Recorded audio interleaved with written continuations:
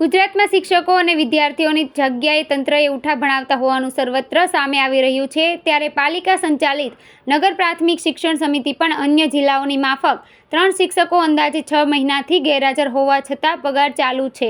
અન્ય જિલ્લાઓમાં આવા કૌભાંડ બહાર આવ્યા બાદ સમિતિમાં પણ શિક્ષકોની હાજરીની ચકાસણી થઈ ગઈ, જેમાં શાળા ક્રમાંક 121ના શિક્ષક નિમિષા પટેલ અને ક્રમાંક 190ના આરતી ચૌધરી વિદેશ ગયા હોવાનું જણાવી 6 મહિનાથી વધુ સમયથી રજા માણી રહ્યા છે. જ્યારે શાળા ક્રમાંક 275ના શિક્ષક અંસારી મોહમ્મદ અમીન મુસાનો તો કોઈ અતોપતો જ નથી. આ ત્રણેયને હાજર થવા નિયમ મુજબ 3 નોટિસ અપાઈ ચૂકી છે. સમિતિના ચેરમેન રાજેન્દ્ર કાપડિયાએ જણાવ્યું હતું કે શાળા ક્રમાંક 121ના નિમિષા પટેલ, 190ના આરતી ચૌધરી 6 મહિનાથી વિદેશમાં છે. આ ઉપરાંત ક્રમાંક 275ના અંસારી મુસા વિશે કોઈ જ જાણ નથી.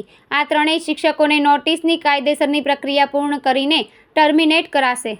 ગઈકાલે અમે ઓફિસમાં બેઠા હતા અને અમે ગુજરાત સરકાર ને શિક્ષણ સમિતિવાળા પણ શોધી રહ્યા હતા કે આપણે ત્યાં કેટલા શિક્ષકો નથી આવતા અને તપાસ કરાવતા અમને 3 નામ એવા મળ્યા કે જે શિક્ષકો 6 મહિનાથી શાળામાં હાજર નથી. ક્યાં ચાલ્યા ગયા છે? હવે વિદેશ 2 શિક્ષિકા બહેનો તો વિદેશનું કારણ આપીને ગયા છે અને એક જે અંસારીભાઈ છે તેનો 6 મહિનાથી કોઈ અટોપટો નથી. નોટિસ આપવામાં કઈ કાર્યવાહી આવે? દરેક આ 3 શિક્ષિકાઓને શિક્ષકોને તરત નોટિસ આપવામાં આવી છે અને જવાબ માંગવામાં આવ્યો છે, પરંતુ હજુ કંઈક એનો નિર્ણય આવ્યો નથી. 3 શિક્ષકનો પગાર ચાલુ છે? આમ કાયદેસર એ લોકોનો પગાર અડધો પગાર રજા હોય એટલે ચાલુ હોય છે. કેટલી અસર પડે વિદ્યાર્થીઓને? શિક્ષક જ નહીં હાજર હોય તો?